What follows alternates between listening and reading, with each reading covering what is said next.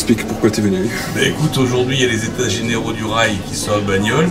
On a eu beaucoup de mal à les avoir ici puisque initialement il n'y avait rien de prévu dans le Gare Rodanier, alors que pour nous des enjeux ferroviaires forts, que ça fait des années qu'on se bat pour la réouverture de la rive droite aux voyageurs, c'est-à-dire avoir le TER à Bagnoles pour aller à Nîmes et Avignon et dans les communes environnantes bien sûr.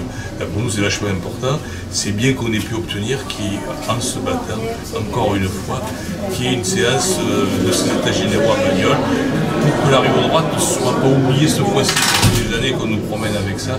On compte bien sur la majorité et en particulier sur le groupe Nouveau Monde en Commun pour que le TER soit une réalité dans les années qui viennent. Mesdames, Messieurs, bonjour, Mesdames, Messieurs les élus, les représentants de l'association, s'il y en a, sans doute aussi des syndicalistes. Vous venez de le dire, Monsieur le maire, et ce n'est évidemment pas une formule. Je suis vraiment particulièrement heureux d'être avec vous ce soir et de concrétiser un engagement pris et d'aller au-delà, y compris de l'engagement que j'avais pris, puisque moi j'avais pris l'engagement de venir faire une réunion, et je le fais, mais au-delà d'être une réunion qu'on organise, c'est aussi la 37e des rencontres publiques tenues dans le cadre des États généraux du rail et de l'intermodalité, ce qui en fait vraiment la plus grande concertation régionale jamais organisée sur ces deux questions. Les États généraux du rail, c'est, vous l'avez dit, un engagement fort de la majorité régionale qui avait été pris en décembre dernier et qui a donc été réalisé dès le premier semestre de la première année de notre mandat. C'était une promesse engagée, c'est donc une promesse qui a été tenue et nous en sommes particulièrement satisfaits. La raison pour laquelle vous venez ici aujourd'hui? Tout simplement pour que le train voyageur passe à Bagnoles-sur-Cèze pour le prendre pour aller sur Avignon. Vous êtes venu aujourd'hui voir Jean-Luc Ghislain. Ah, c'est une bonne question parce que depuis 1976 que j'arrivais à Bagnoles, je milite pour que le train passe ici. Ça ne fait jamais que 40 ans. Voilà. Partie d'association. Et comme j'apprends que ça n'est plus qu'une question de signature, j'espère. Et donc avant de décider de cette politique nouvelle, il est nécessaire d'écouter les élus locaux, et vous êtes un certain nombre dans la salle ce soir, d'écouter les syndicats des cheminots, et je l'ai fait dans tous les départements, d'écouter les associations d'usagers, j'ai eu l'occasion de le faire, mais je viens le faire aussi ce soir directement, d'écouter nos partenaires financeurs de l'État, la SNCF, d'écouter très largement les concitoyennes et les concitoyens, celles et ceux qu'il me plaît d'appeler les ayants droit au transport, et je pense que ça a du sens de le dire comme ça. C'est pas d'opposer dans le cadre de visions binaires, mais bien au contraire de définir ensemble des visions complémentaires de la mobilité, d'où l'importance de l'intermodalité qui est, y compris dans le titre, de nos États généraux. La mobilité, c'est pour nous une question centrale. C'est une question clé de l'attractivité de la région, vous y faisiez allusion, Monsieur le maire, de son développement économique et de sa compétitivité. C'est une question clé pour la solidarité entre les territoires, et c'était là aussi un des engagements forts de la campagne électorale. C'est une question clé pour le bien vivre des habitantes et des habitants de la région. Oui, je suis très intéressée, surtout dans le combat avec tous ceux qui luttent pour avoir ce train. Je trouve que ce serait quand même un plus pour l'économie, pour la famille, pour les études, pour le travail. Les jeunes qui partent tous les matins à 6 heures pour aller au travail. Donc ce serait très important. Je propose que chacune et chacun puisse intervenir. Donc je vous demande de bien vouloir faire des interventions assez courtes pour que plusieurs puissent intervenir. Et n'hésitez pas de bien vouloir vous présenter, de dire surtout si vous intervenez à titre personnel ou au titre d'une organisation ou d'une collectivité. Ça prend évidemment du sens dans le cadre du compte-rendu que nous voulons rédiger. C'est donc pour cette raison que je vous demande de bien vouloir vous plier à cette proposition de notre part. Alors, je suis venue ici, je représente Jean-Marc Perrault de la mairie de Villeneuve-les-Avignon et de l'agglomération du Grand Avignon, puisque depuis longtemps, nous soutenons la réouverture de la ligne rive droite et je suis là pour ça et pour à nouveau l'expliquer. Merci. Je tiens à faire savoir justement que nous vous avons envoyé, le Grand Avignon vous a envoyé un élément, un document à joindre justement aux États généraux qui rappelle, c'est la motion que nous avons votée en 2014 pour demander la réouverture de cette ligne qui nous semble indispensable et rappeler que justement nous venons de ratifier notre plan de déplacement urbain et que dans le cadre de ce plan de déplacement urbain, il a été inscrit la réouverture de la gare, sachant qu'une gare est existante à Villeneuve-les-Avignon, puisqu'elle c'est la seule gare actuellement dans le Grand Avignon côté gardois. D'ailleurs, Jean-Marie, je suis adjoint aux affaires sociales pour cet esprit. Je représente M. Castillon, on m'a empêché aujourd'hui. Voilà, cette ligne pour nous représente un enjeu vital pour la région, bien sûr, et surtout pour le couloir rhodanien et de droite. Déjà en 1973, pour cet esprit, nous avions fait 700 signatures nous opposant à la fermeture de la ligne de chemin de fer, de voyageurs. Donc, cette ligne, pour nous, représente un enjeu vital pour notre région et surtout pour notre agglomération. Nous pensons aussi que, d'un point de vue économique et écologique, c'est un non-sens qu'elle perdure dans sa fermeture. Et j'espère qu'avec la nouvelle majorité, cet enjeu sera repris au niveau où il faut et que nous n'attendrons pas encore 30 ans pour revoir passer un train voyageur sur cette ligne. Je vous remercie. Pour voir les progrès qu'on fait, les démarches sur le TER, si quelque chose a enfin changé, et si un de ces jours on va finir par avoir quand même cette ligne TER sur la rive droite. Merci. Bonsoir, Dominique Ferry, maire de la commune de Vénéjean, qui est sur le tracé de la ligne, mais qui n'aura pas de gare, et nous étions la première commune à adhérer à l'association pour la réouverture. Monsieur le vice-président, vous l'avez compris, il y a des attentes et un jeu important à la fois pour les populations, pour les élus que nous sommes. En disant de la mission du cœur que vous mettez personnellement sur ce dossier depuis le début. Il y aura le temps de la réflexion, le temps de la concertation, il faudra le temps de l'action, il faudra le dire. Et donc, quelque part, on sent chez vous une obligation de résultat. Dans un projet comme ça, il y a des facteurs de réussite, des facteurs d'échec. Quels sont-ils, selon vous? Et quels sont les pourcentages de voir cette ligne pour vous? J'interviens pour souligner la nécessité de la réouverture de cette ligne, notamment par rapport à l'engorgement de la route qui mène de Romoulin à Nîmes, qui est complètement saturée. Et là, je me place sur le plan du département, parce qu'en fait, cette route hyper utilisée, on a des difficultés à pouvoir l'élargir. Donc c'est le matin, c'est une succession de voitures cul à cul. Ensuite, j'insiste sur le fait que la réouverture de cette ligne permettrait à Romoulin, où il y a une gare, tout y est, ce serait vraiment la porte sur l'entrée du pont du Gard. Vous savez que c'est un site touristique, puisqu'on est ensemble à l'EPCC, et qu'on milite pour pouvoir avoir des déplacements doux à vélo, mais je pense qu'il y a d'autres personnes dans l'Assemblée qui prendront la parole à ce sujet. Et ça permettrait tout à fait aux touristes d'arriver à Romoulin aussi et de prendre des vélos pour aller rejoindre par la voie verte, qu'on espère qu'il passera au pont du Gard. Voilà, donc la grande nécessité de réouvrir cette ligne. Merci. Merci à la région d'avoir organisé cette réunion et aux élus d'avoir fait entendre la voix des populations locales. Je suis Jean Dumont, délégué départemental pour l'Association française pour le développement des véloroutes et voies. Dire qu'il est difficile dans votre canevas d'évoquer tous les sujets, mais tous les sujets nous concernent. Il n'y a pas effectivement de contradiction entre les moyens de déplacement. Au contraire, le terme intermodalité est tout à fait approprié.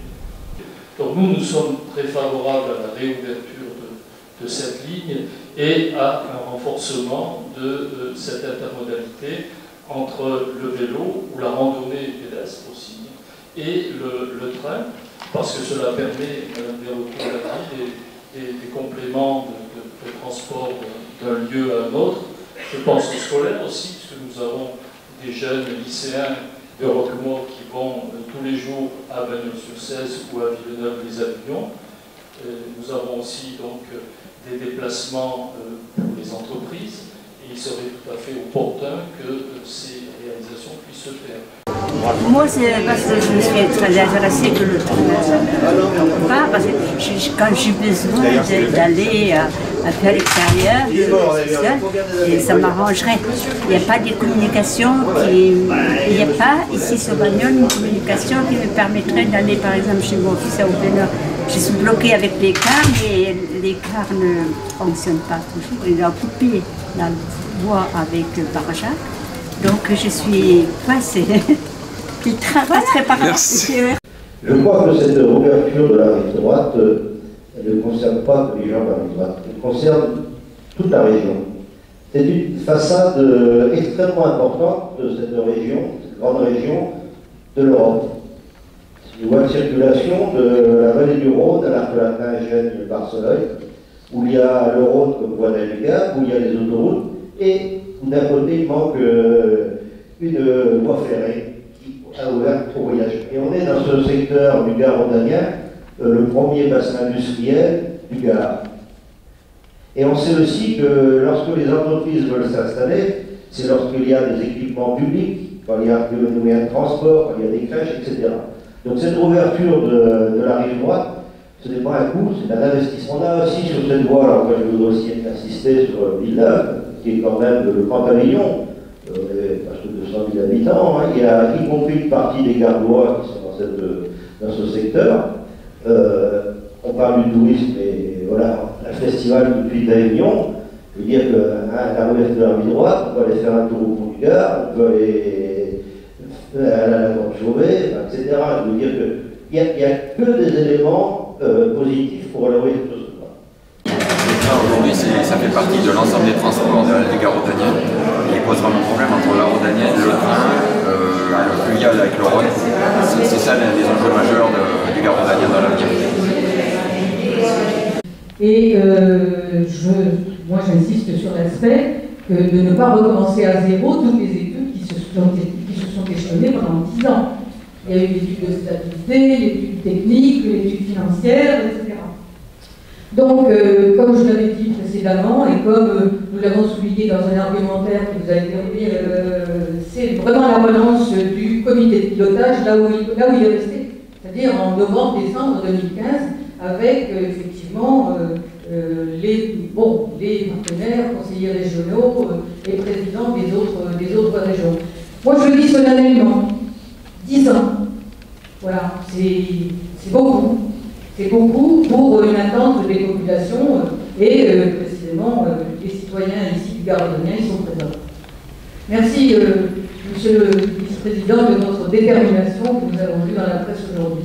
En tant qu'élu, j'ai pris des engagements qui ont été relatés dans le Midi Libre ce matin, mais que Catherine vient de soutenir à sa façon. C'est que bien entendu, à l'issue de ces états généraux, en tant que vice-président, je pense que la présidente nous mandatera pour rapidement réunir les différents parties prenantes des différents projets. Pour ce qui concerne le Gard, les deux qui sont en suspens sur ces aspects sont la remise de voyageurs sur la rive droite et la réouverture d'un SB16. C'est vrai sur d'autres endroits. Nous allons avoir rapidement à réunir ces différents intervenants. Bien entendu, pour confirmer ce que Mme Martelly a dit tout à l'heure, il ne s'agit pas de redémarrer à zéro.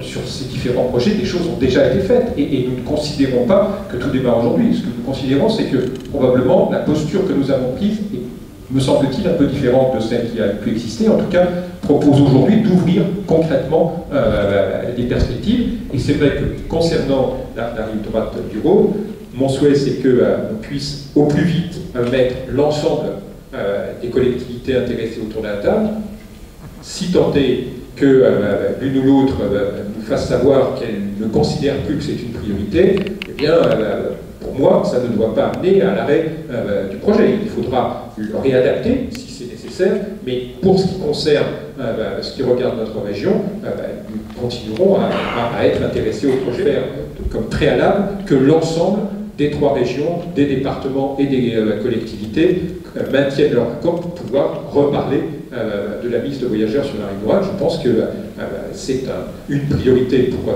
notre région, en tout cas c'est une priorité pour moi et je sais que c'est suivi par un bon nombre de mes collègues de la majorité régionale et nous veillerons à ce que ça puisse se concrétiser, si possible avec l'ensemble des acteurs. Si ce n'était pas le cas, eh bien, sur ce qui relève de notre compétence au plus vite.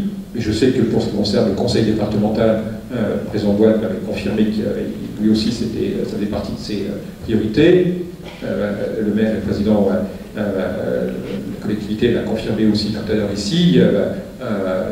Entendu maire de Pont-Saint-Esprit l'a dit aussi, donc Villeneuve aussi. Donc on est les collectivités de notre région, manifestement, sont sur cette longueur d'onde. Donc nous sommes en situation de pouvoir faire un tour de table et de pouvoir avancer et de pouvoir interpeller les autres régions sur l'urgence de pouvoir avancer en la matière. Et en tout cas, c'est l'état d'esprit dans lequel je suis. Et pour terminer cet aspect, vous avez parfaitement raison quand vous précisez que, d'une certaine manière, il y a une obligation de réussite. C'est, je crois, ce à quoi chaque élu est confronté. Je n'échappe pas à la règle sur cet aspect-là. J'ai évidemment aussi cette obligation de réussir sur les différents dossiers qui sont ceux qui m'ont été confiés par la présidente Delca. Oui, cette conférence a été très très utile. Déjà, j'ai trouvé très intéressant le fait que ce problème soit remis sur une table de discussion, qu'il y ait des personnes très très impliquées qui ont eu aussi à faire des interventions et qui connaissent, qui maîtrisent le sujet, qu'il y ait des personnes qui depuis plus de 30 ans attendent que ce projet se réalise. Et je pense que, j'espère qu'effectivement ça va se faire et que ça va un peu doper la volonté des politiques de réaliser tout ça. Voilà, merci beaucoup. Qu'est-ce qui fait que les choses ont changé, qu'on peut aujourd'hui regarder ce projet de réouverture de la rive droite avec aussi une motivation, et qu'aujourd'hui, dans le maillage du territoire, et notamment dans le territoire rhodanien, on est en train de trouver effectivement, de chercher des synergies qui effectivement vont faire des effets de levier sur des projets aussi structurants que l'est cette réouverture de ligne. Donc,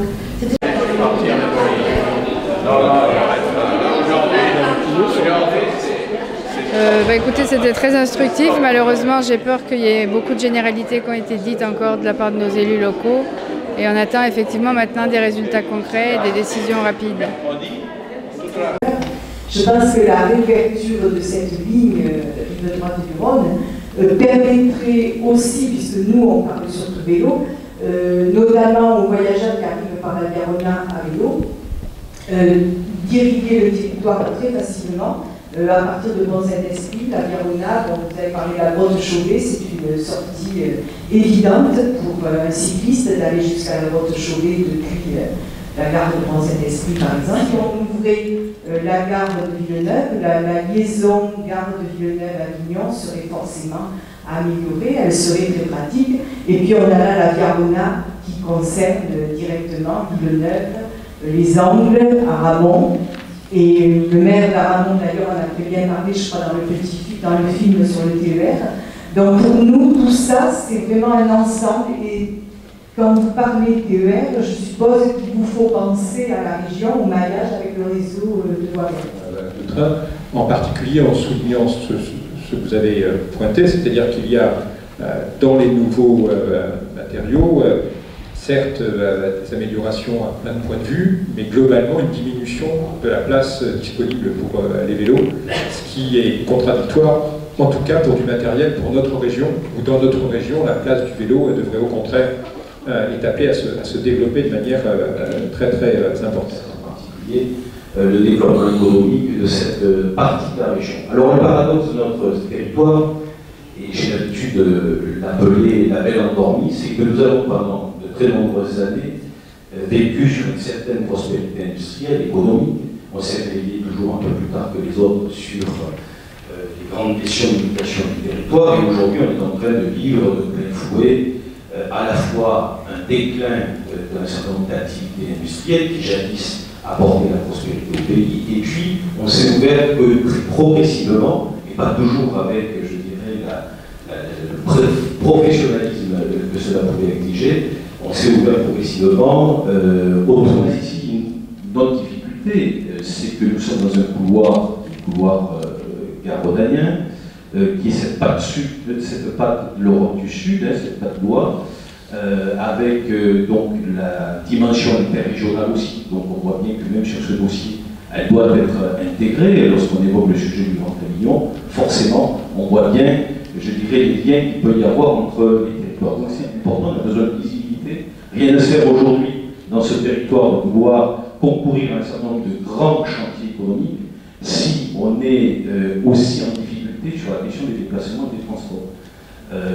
Je le dis avec d'autant plus de facilité et de franchise que je suis parlementaire et je peux moi-même souvent regretter que l'État ne soit pas toujours au rendez-vous sur ces sujets-là. Je l'ai eu dénoncé par le passé, je continue là aussi à marquer souvent de l'impatience. Je peux déplorer qu'on ait bien du mal à accoucher d'un certain nombre de grands dossiers. On passe sur la conférence.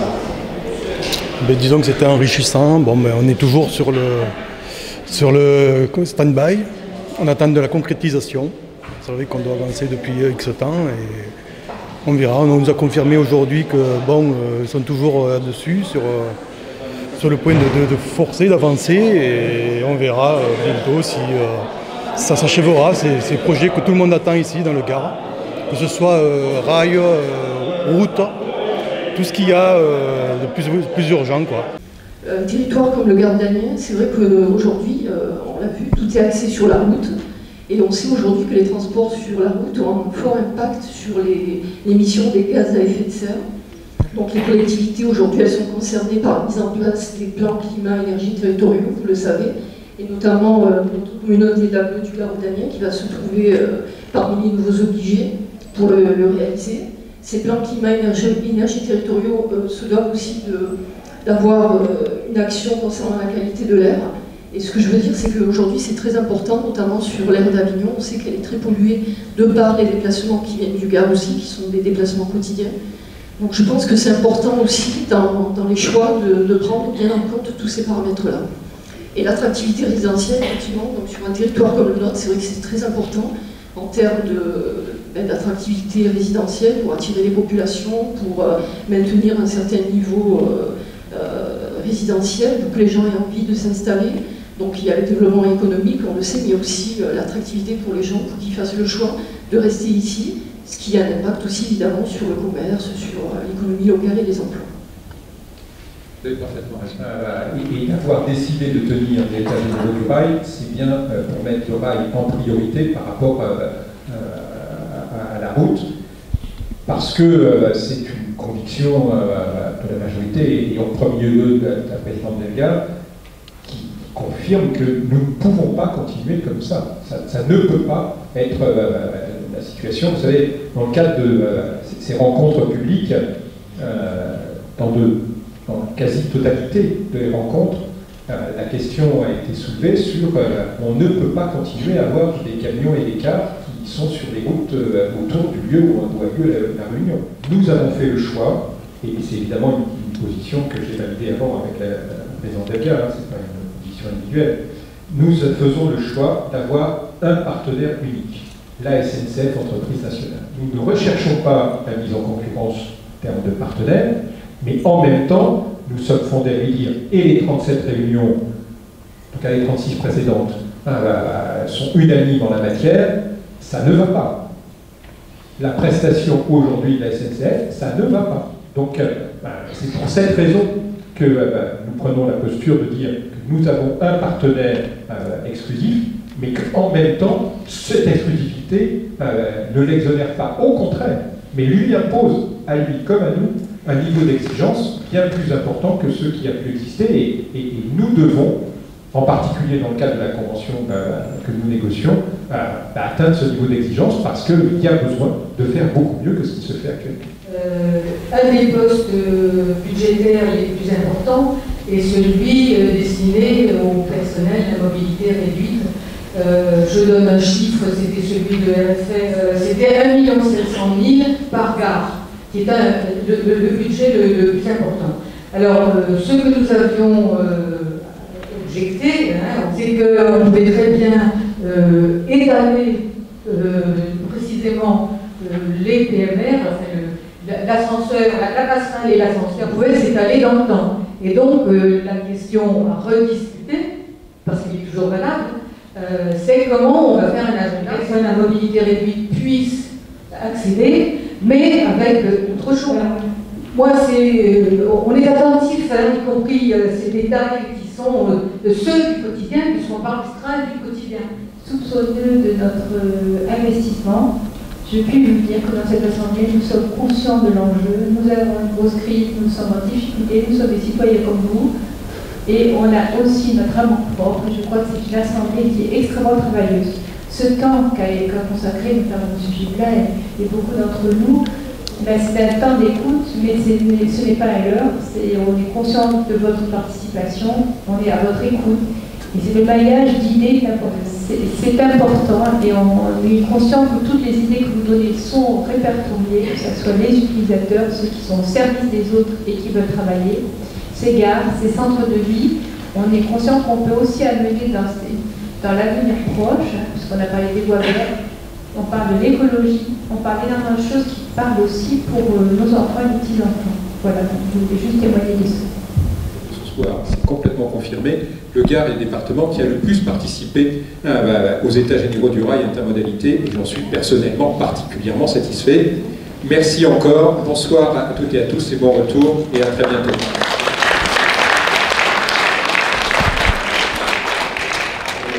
Oui, alors d'abord je trouve ça absolument positif dans la mesure où on donne la parole aux citoyens et au sortir de cette réunion, je me rends compte que les citoyens se sont exprimés, pas seulement les élus. Il y a eu déjà des interventions qui ont pointé du doigt les manquements et tout ce qui pourrait être à faire en négociation avec la SNCF. Alors, c'est un début. Je ne pense pas qu'il faille dire qu'on reste sur sa faim. C'est une première et moi je la salue comme une première. Et je salue également la détermination du vice-président. Alors maintenant, à nous ensuite de mobiliser l'ensemble de la population pour faire en sorte qu'on aboutisse à la réouverture de la rive droite et que ce projet voit le jour finalement pas au calendrier grec, on va dire. Voilà. Je pense que c'était important de tenir cette réunion. Je m'y étais engagé et je suis évidemment très content de l'avoir fait. Je pense que c'était utile de pouvoir venir entendre celles et ceux qui considèrent à juste titre que la mise de voyageurs sur la rive droite du Rhône est une priorité. Et je pense qu'avec ce type de réunion, nous marquons aussi collectivement les esprits sur l'utilité et l'importance de cette proposition.